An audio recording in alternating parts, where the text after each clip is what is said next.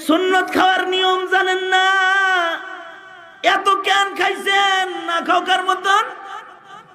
এখন নাতিনদারে ঠান্ডা করে যান। ইমামে আজম আবু হানিফা রহমাতুল্লাহ আলাই, ইমাম আবু ইউসুফের পর্দার পাশে দাঁড়িয়ে ইমাম ইউসুফের মেয়েকে ডেকেছে, ডেকে বলে, মা রে,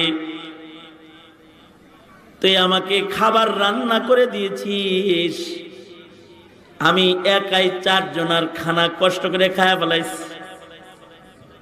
কেন যে খাইছি, এ গোপন রাজ তোর প্রশ্নের কারণে ফাঁস করতে হয়।